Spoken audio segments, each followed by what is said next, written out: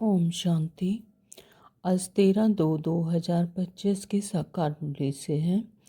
बाबा ने इसमें कहा, बाप जो है जैसा है उसे यथार्थ रीति जानकर याद करना, यही मुख्य बात है। सारे यूनिवर्स के लिए कौन सी पढ़ाई है? सारे यूनिवर्स के लिए यही पढ़ाई है कि तुम सब आत्मा हो। मुझे यथार्थ रीति कोई नहीं जानते, तुम्हारे में भी नंबरवार हैं, नंबरवार पुरुषार्थ अनुसार जानते हैं। आधा कल्प तो भगवान का कोई नाम भी नहीं लेते हैं, दुख में ही याद करते हैं, हे भगवान। एम ऑब्जेक्ट भी एक है, बाप ही आकर सारे यूनिवर्स को पावन बनाते हैं। बाबा कहते हैं अपने को आत्मा समझो, सारे यूनिवर्स का बाप है, इनकॉर्पोरियल गॉड फादर। रचता द्वारा ही रचना को जाना जा सकता है। उनका नाम ही है दुखहर्ता सुखकर्ता। इस समय को रावण संप्रदाय कहा जाता है। हम योग बल से विश्व की बादशाही लेते हैं। बाबा ने कहा, जीवन मुक्ति, डियटी, सॉर्वेंटी इन सेकंड। ब्रह्मा द्वारा विष्णुपुरी की स्थापना होती है। बाबा हमको युक्ति बतलाते हैं कि राजा महाराजा कैसे बन सकते हो। कर्मों का हिसाब किताब तो हर एक को अपना चुकतू करना है।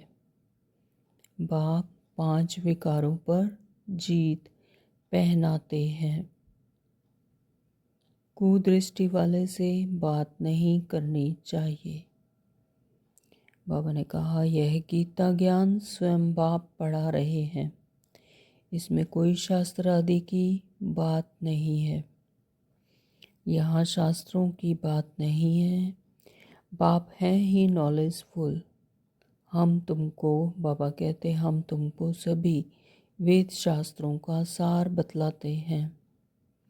सारी कहानी भारत पर ही है। तुम देवी देवता पारस बुद्धि थे, विश्व पर राज्य करते थे। स्वयं भगवान हमको हेवन का मालिक बनाने के लिए पुरुषार्थ कराते हैं। बाप की याद से ही तुम सदैव हर्षित रहेंगे। सपूत बच्चों से खुशबू आती है और कपूत से बदबू आती है। बाप को यथार्थ रीति याद करने से ही विकर्म विनाश होंगे। धारणा के लिए मुख्य सार में बाबा ने कहा कि माया की बॉक्सिंग में हारना नहीं है। बाप की याद में रह सदैव हर्षित रहना है, कभी मुरझाना नहीं है। वरदान दिया बाबा ने चैलेंज और प्रैक्टिकल की समानता द्वारा स्वयं को पापों से सेफ रखने वाले विश्व सेवाधारी भव। स्लोगन में बाबा ने कहा कि पवित्रता की क्षमा चारों ओर जलाओ तो बाप को सहज देख सकेंगे। तो शुरू करते हैं आज की मुरली।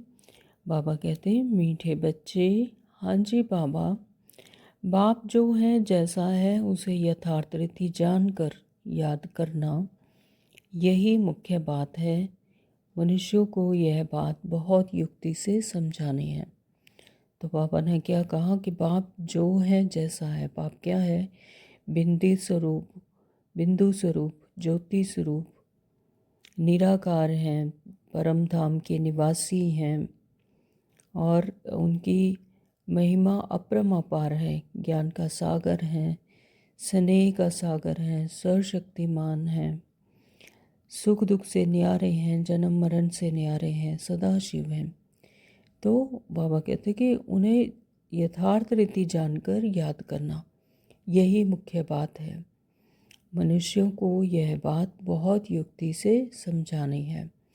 प्रश्न किया है बाबा ने, सारी यूनिवर्स के लिए कौन सी पढ़ाई है जो यहाँ ही तुम पढ़ते हो? तो उत्तर में कहा बाबा ने कि सारे यूनिवर्स के लिए यही पढ़ाई है कि तुम सब आत्मा हो, यानी सत्य स्वरूप, निराकार, बिंदु स्वरूप, स्टार मिसल। तो ये क्या है? आत्मा का परिचय। तो सारे यूनिवर्स के लिए यही पढ़ाई है कि तुम अपने सत्य स्वरूप को भूल गए हो। तुम कौन हो? आत्मा। तो आत्मा समझकर बाप को याद करो तो पावन बन जाएंगे। सारे यूनिवर्स का जो बाप है तो वह एक ही बार आते हैं इस संगम युग पर। स्वयं परमपिता परमात्मा एक ही बार आते हैं। और यह भी क्या है? ड्रामा में नूंद है। तो सबको पावन बनाने के लिए वही रचना और रचना की नॉलेज देते हैं। तो इसलिए वास्तव में यह एक ही यूनिवर्सिटी है। तो यह बात बच्चों को स्पष्ट कर समझानी है। तो जैसे स्थूल में दुनियावी पढ़ाई के लिए स्कूल में, यूनिवर्सिटी में जाते हैं, तो यह भी क्या है? यहाँ पर रूहानी बाप स्वयं टीचर बनकर हमें, रूहानी बच्चों को हमें रूहानी पढ़ाई पढ़ाते हैं। तो यह क्या है? रूहानी यूनिवर्सिटी। ओम शांति। ओम शांति बाबा। बाबा कहते भगवान वाच। अब यह तो रूहानी बच्चे समझते हैं कि भगवान कौन है। भारत में कोई भी यथार्थ रीति जानते नहीं। कहते भी हैं मैं जो हूँ, जैसा हूँ, मुझे यथार्थ रीति कोई नहीं जानते। तुम्हारे में भी नंबरवार हैं, नंबरवार पुरुषार्थ अनुसार जानते हैं, बल यहाँ रहते हैं, परंतु यथार्थ रीति से नहीं जानते। यथार्थ रीति जानकर और बाप को याद करना यह बड़ी मुश्किलात है, क्योंकि 63 जन्मों से देहभान की आदत पड़ी हुई है। तो देहधारी से ही को याद करना आसान है, इजी है, लेकिन एक बिंदु को, प्रकाश स्वरूप को याद करना बाबा कहते हैं कि मुश्किल है, मुश्किलात है।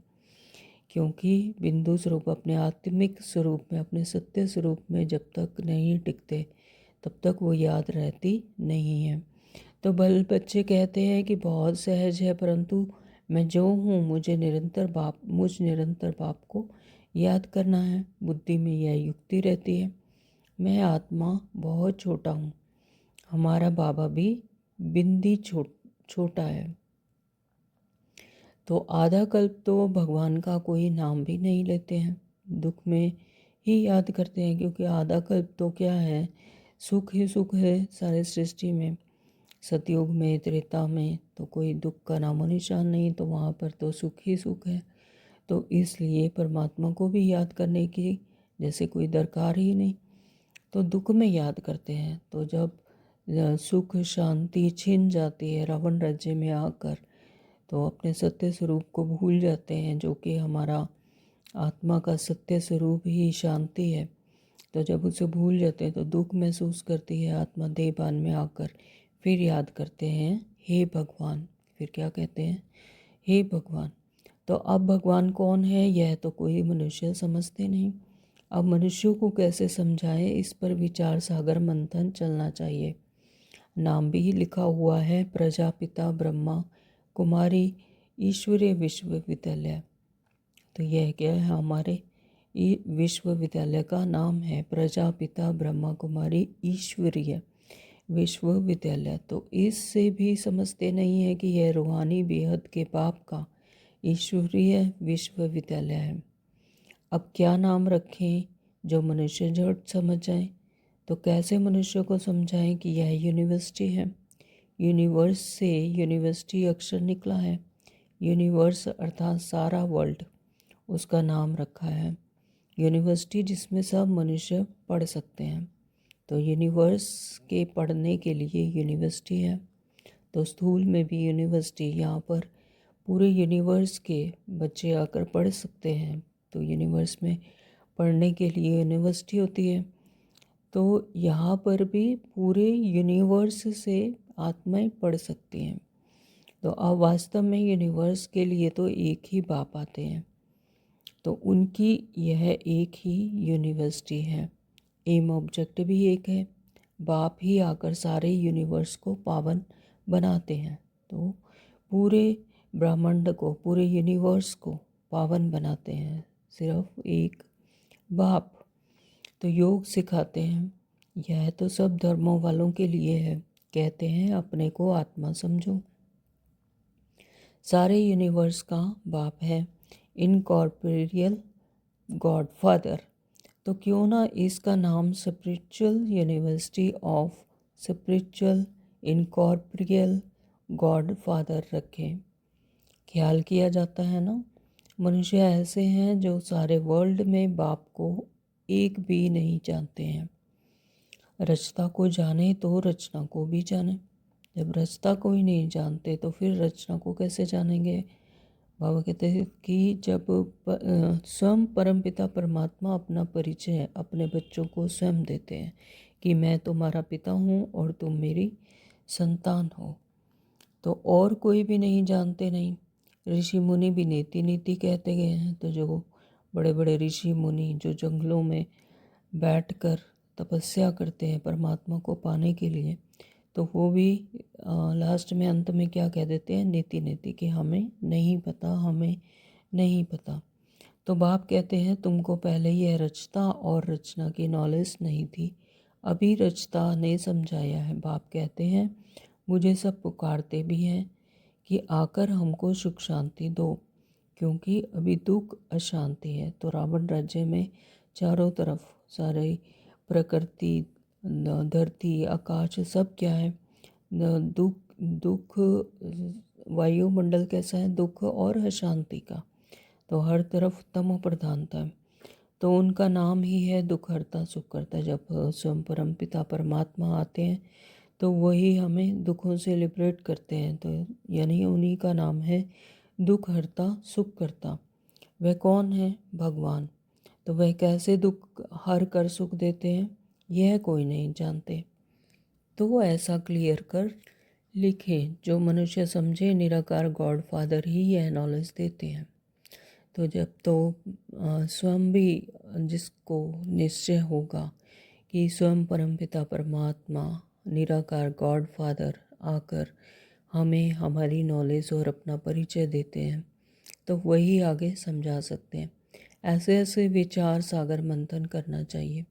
बाप समझाते हैं मनुष्य सभी है पत्थर बुद्धि, अभी तुमको पारस बुद्धि बना रहे हैं। तो यानी जिसे अपने सत्य स्वरूप की और अपने परमात्मा के सत्य स्वरूप की परमात्मा का परिचय मिल गया और उन्होंने समझ लिया, तो उन्हें बाबा कहते हैं पारस बुद्धि।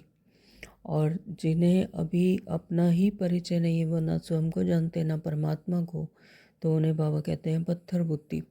तो वास्तव में पारस बुद्धि उन्हें कहेंगे जो कम से कम 50 से अधिक मार्क्स ले ले। तो बाबा ने इसमें भी छूट दी है कि पारस बुद्धि उनको कहेंगे जिन्होंने 50% मार्क्स ले लिए। तो फेल होने वाले पारस बुद्धि नहीं है। तो यानी जो नहीं समझते, जिन्हें निश्चय नहीं होता, तो वो पारस बुद्धि नहीं है। यह भी कोई समझते नहीं है कि राम को बाण क्यों दिखाए हैं, श्री कृष्ण को स्वदर्शन चक्र दिखाया है कि उसने सबको मारा है, और राम को बाण दिखाए हैं। श्री कृष्ण को स्वदर्शन चक्र दिखाया का मतलब कि श्री कृष्ण ने आदि सृष्टि चक्र के आदि मध्य अंत का पूरे चक्र को जाना और स्वदर्शन किया, यानी अपने आप को अच्छी रीति परिचय, परमात्मा का परिचय लिया और अपने आप को स्वयं का ही दर्शन किया, यानी इस चक्र को अच्छी तरह से जाना।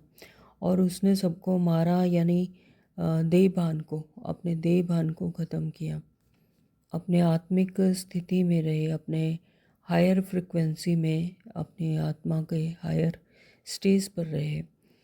तो ऐसा पुरुषार्थ किया। और राम को बाण दिखाए, यानी राम को त्रेता युग में दिखाया और बाण दिखाए, यानी दो कलाएं कम। एक खास मैगजीन निकलती है जिसमें दिखाया है श्री कृष्ण कैसे स्वदर्शन चक्र से अकासुर बकासुर आदि को मारते हैं। श्री कृष्ण कैसे स्वदर्शन चक्र से अकासुर यानी हक की तरह कड़वे, बकासुर यानी बकबक करने वाले आदि को मारते हैं। तो दोनों को हिंसक बना दिया है। और फिर डबल हिंसक बना दिया है। तो कहते हैं उन्हों को भी बच्चे पैदा हुए ना, तो अरे वह है निर्विकारी देवी देवता, तो वहाँ रावण राज्य है ही नहीं। कहाँ? सतयुग में, तो वहाँ पर रावण राज्य होता नहीं, ना ही निर्विकारी होते हैं देवी देवता। देवी देवता निर्विकारी होते हैं और रावण राज्य है ही नहीं। तो इस समय रावण संप्रदाय कहा जाता है। यह तमो प्रधान की दुनिया में इसे कहा जाता है रावण संप्रदाय। यहाँ पर पांचों आसुरी अवगुण हैं, तो इसे रावण संप्रदाय कहा जाता है। बाबा कहते हैं अभी तुम समझते हो हम योग बल से विश्व की बादशाही लेते हैं, तो क्या योग बल से बच्चे नहीं हो सकते? वह है निर्विकारी दुनिया। अभी तुम शूद्र से ब्राह्मण बने हो। बाबा समझाते हैं कि योग बल इतनी बड़ी शक्ति है कि विश्व की बादशाही ले सकते हैं।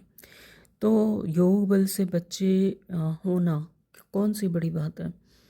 तो वह है निर्विकारी दुनिया। वहाँ संकल्पों की दुनिया है, संकल्प से ही सब कुछ हो सकता है। तो निर्विकारी दुनिया है, वहाँ पर कोई भी विकार होता नहीं। अभी तुम शूद्र से ब्राह्मण बने हो, यानी रावण राज्य से शूद्र से ब्राह्मण बने हैं। तो ऐसा अच्छी रीति समझाना है जो मनुष्य समझे, इनके पास पूरा ज्ञान है।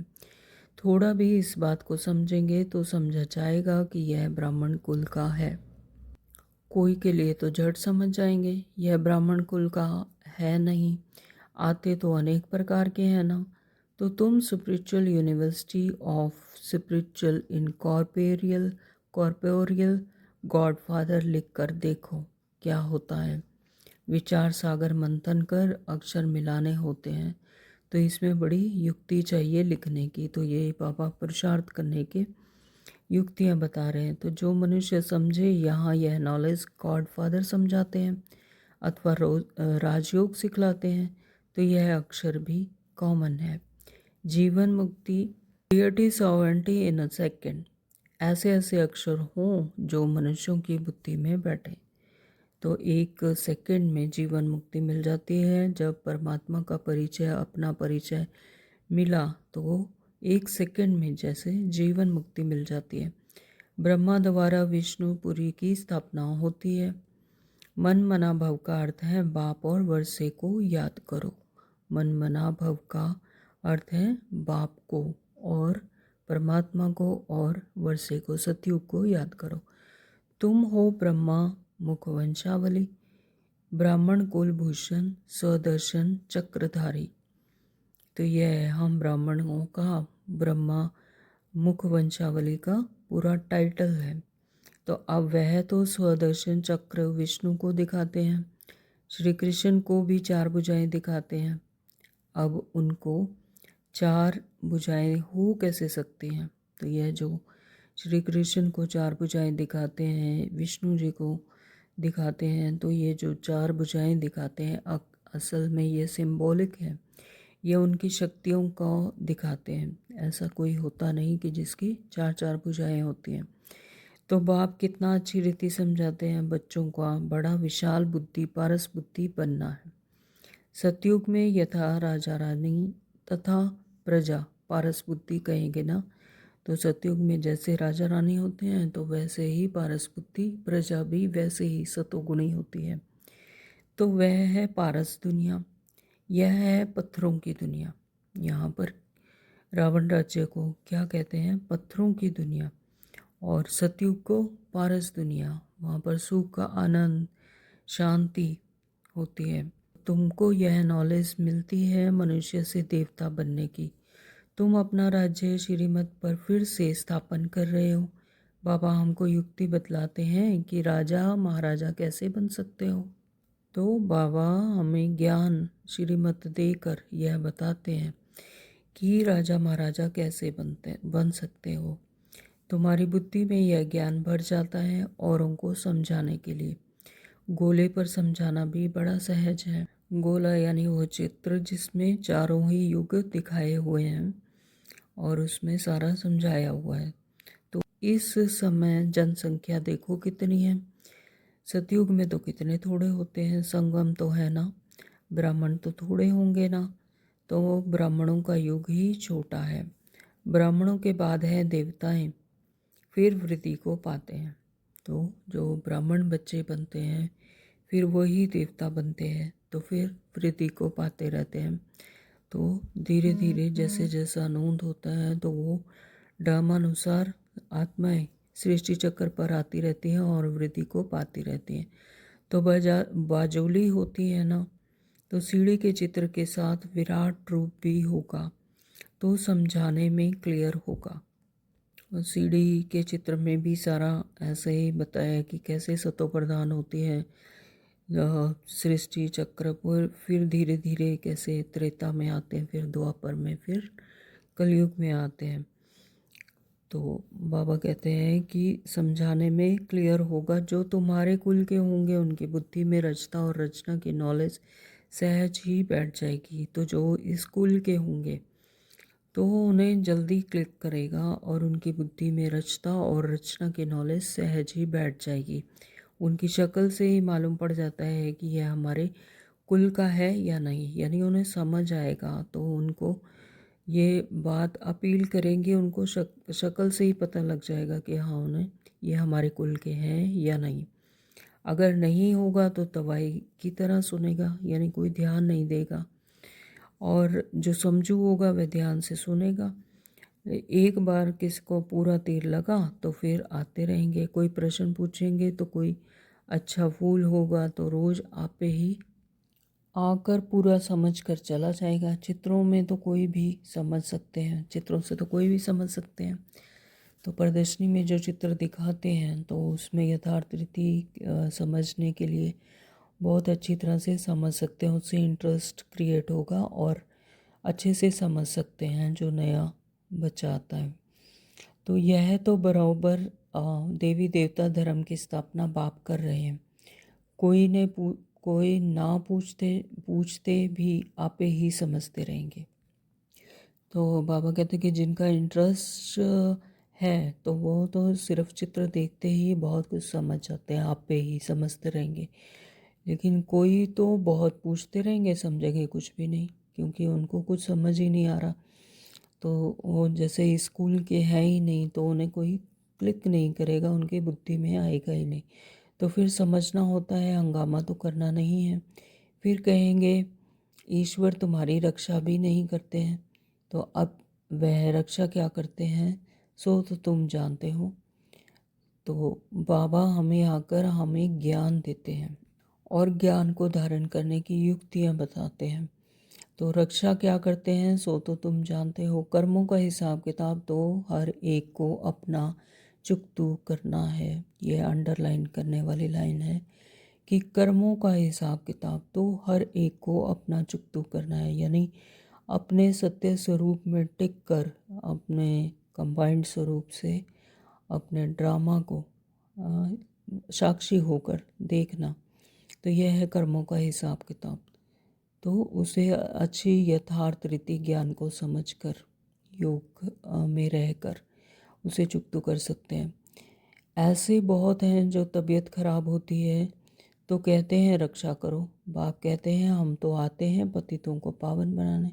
तो बाबा कहते हैं कि मैं तुम्हारी तबीयत ठीक करने के लिए नहीं आता हूँ, मैं तो सिर्फ तुम्हें पतित से पावन बनाने आता हूँ और तुम्हें युक्ति बताता हूँ। वह धंधा तुम ही सीखो। तो बाबा कहते वह तुम ही सीखो, ये धंधे मैं नहीं सिखाता। तो बाप 5 विकारों पर जीत पहनाते हैं। तो जो 5 विकार हैं, रावण रूपी जो 5 विकार हैं उन पर जीत पहनाने के लिए आता हूँ। मैं पतित से पावन बनाता हूँ। तो और ही जोर से वह सामना करेंगे। तो विकार का तूफान बहुत ज़ोर से आता है।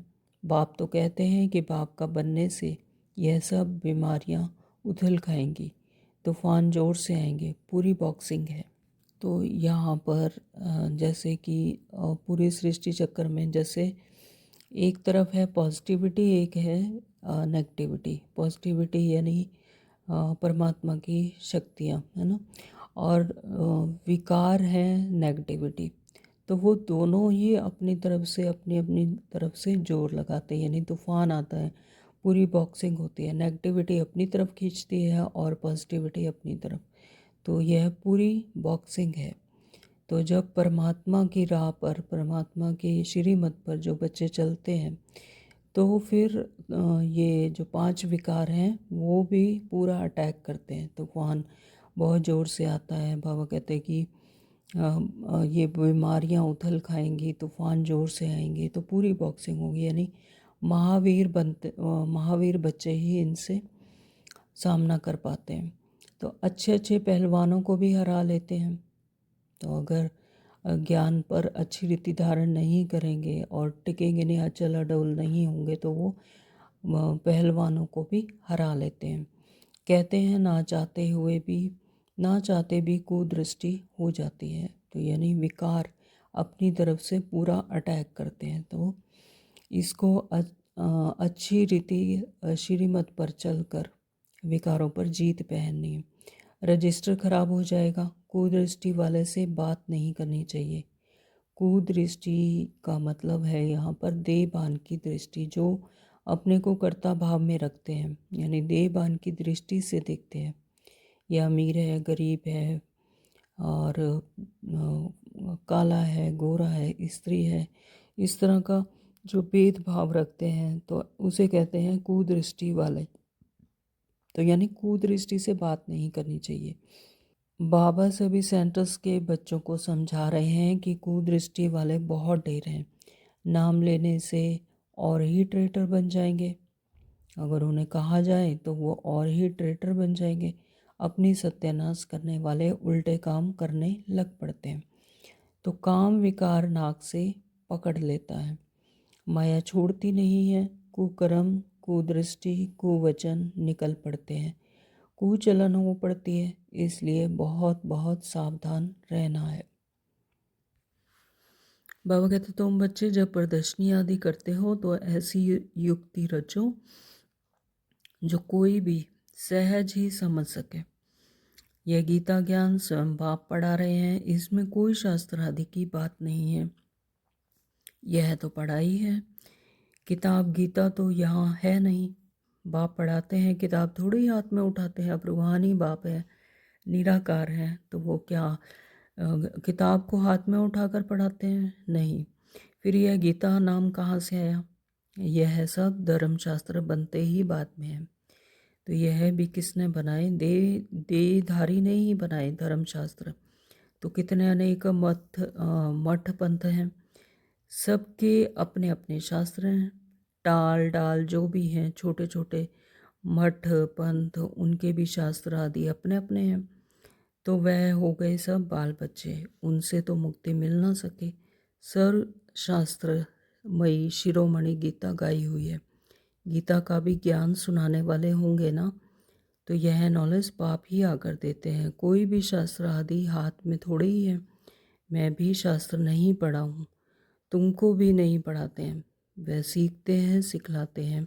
यहाँ शास्त्रों की कोई बात ही नहीं। यहाँ रूहानी बाप रूहानी बच्चों को पढ़ाते हैं। बाप है ही नॉलेजफुल, तो हम तुमको सभी वेद शास्त्रों का सार बतलाते हैं। मुख्य है ही 4 धर्मों के 4 धर्मशास्त्र। ब्राह्मण धर्म का कोई किताब है क्या? तो कितनी समझने की बातें हैं। यह सब बाप बैठ डिटेल में समझाते हैं। मनुष्य सब पत्थर बुद्धि हैं, तब तो इतने कंगाल बने हैं। देवताएं थे गोल्डन एज में, वहाँ सोने के महल बनते थे, सोने की खानियाँ थी। अभी तो सच्चा सोना है ही नहीं। सारी कहानी भारत पर ही है। तुम देवी देवता पारस बुद्धि थे, विश्व पर राज्य करते थे। अभी समृद्धि आई है, हम स्वर्ग के मालिक थे, फिर नरक के मालिक बने हैं, तो अब फिर पारस बुद्धि बनते हैं। तो यह ज्ञान तुम बच्चों की बुद्धि में है, जो फिर औरों को भी समझाना है। ड्रामा अनुसार पाठ चलता रहता है। जो टाइम पास होता है सो एक्यूरेट फिर पुरुषार्थ तो कराएंगे ना। जिन बच्चों को नशा है कि स्वयं भगवान हमको हेवन का मालिक बनाने के लिए पुरुषार्थ कराते हैं, यानी जिन्हें निश्चय है पूरा, जिन बच्चों को पूरा निश्चय है कि हाँ स्वयं परमपिता परमात्मा हमें आकर पढ़ाते हैं और हेवन का, सतयुग का मालिक बनाते हैं, पुरुषार्थ कराते हैं, तो उनकी शक्ल बड़ी फर्स्ट क्लास खुशनुमा रहती है। तो यानी उनकी शक्ल से ही पता चल जाता है कि वो कितने खुश हैं और कितना उनको निश्चय है। बाप आते भी हैं बच्चों को पुरुषार्थ कराने प्रारब्ध के लिए, यह भी तुम जानते हो। दुनिया में थोड़े ही कोई जानते हैं। हेवन का मालिक बनाने भगवान पुरुषार्थ कराते हैं तो खुशी होनी चाहिए। शक्ल बड़ी फर्स्ट क्लास खुशनुमा होनी चाहिए। बाप की याद से तुम सदैव हर्षित रहेंगे। तो जिस जिस बच्चे को बाप की याद होगी, परमात्मा की याद है, तो वह सदैव हर्षित रहेंगे। बाप को भूलने से ही मुरझाइश आती है। बाप और वर्षे को याद करने से खुशनुमा हो जाते हैं। तो हर एक की सर्विस से समझा जाता है।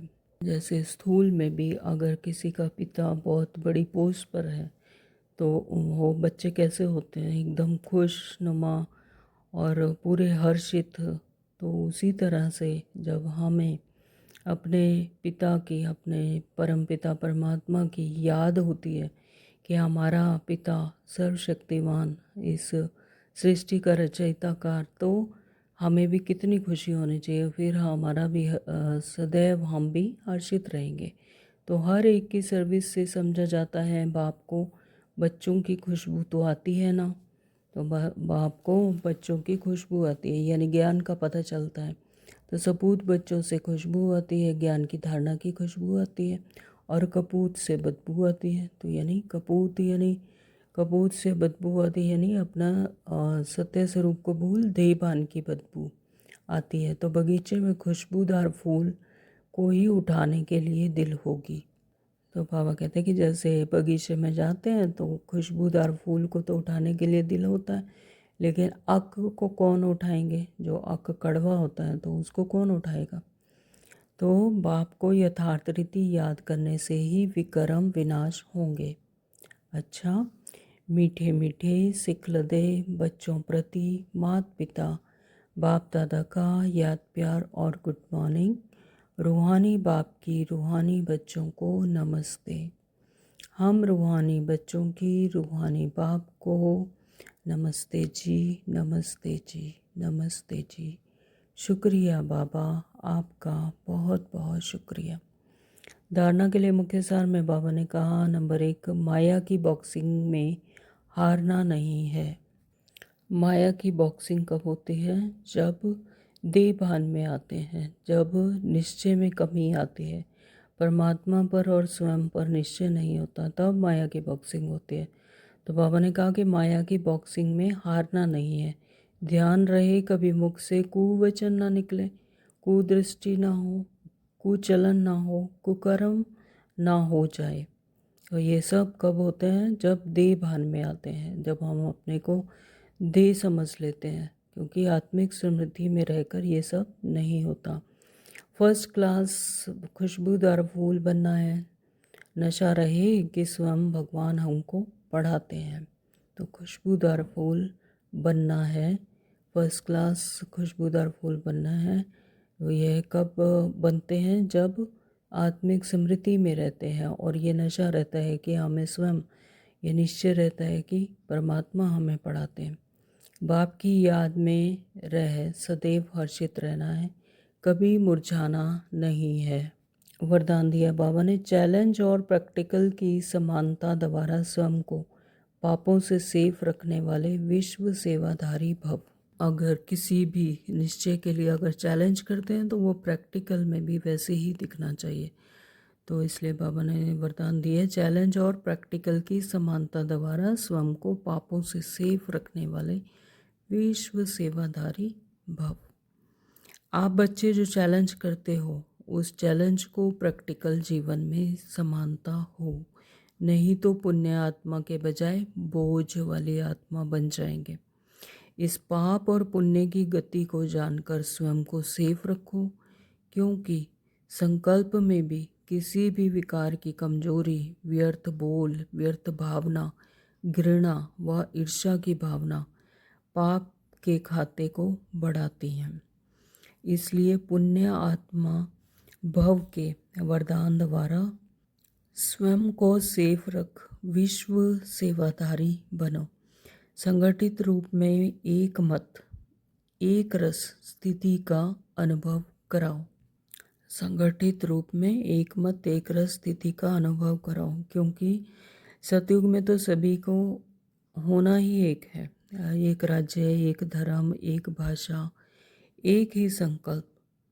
तो ये फीचर्स यहीं से बनकर जाएंगे सतयुग में। तो इसलिए बाबा कहते हैं संगठित रूप में एक मत एक रस स्थिति का अनुभव कराओ।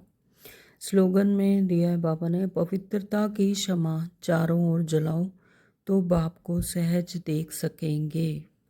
जहाँ मन बुद्धि संस्कार पवित्र हैं तो बाप की टचिंग स्वतः ही मिलती है, तो यानी बाप को सहज ही देख सकेंगे। तो पवित्रता की क्षमा चारों ओर जलाओ, वायुमंडल ही पवित्रता का हो तो बाप को सहज ही देख सकेंगे। ओम शांति। आज के अव्यक्त इशारे हैं, एकांत प्रिय बनो, एकता और एकाग्रता को अपनाओ। प्रत्यक्षता का झंडा लहराने के पहले सिर्फ 2 शब्द हर कर्म में लाना। एक सर्व संबंध संपर्क में आपस में एकता, अनेक संस्कार होते अनेकता में एकता और दृढ़ता, यही सफलता का साधन है। कभी कभी एकता हिल जाती है, यह करें तो मैं करूं, नहीं। आपका स्लोगन है स्व परिवर्तन से विश्व परिवर्तन, स्व परिवर्तन से विश्व परिवर्तन, विश्व परिवर्तन से स्व परिवर्तन नहीं। स्व परिवर्तन से वायुमंडल परिवर्तन होता है, फिर ऐसे ही सारा विश्व परिवर्तन होता है। ओम शांति। Thank you Baba.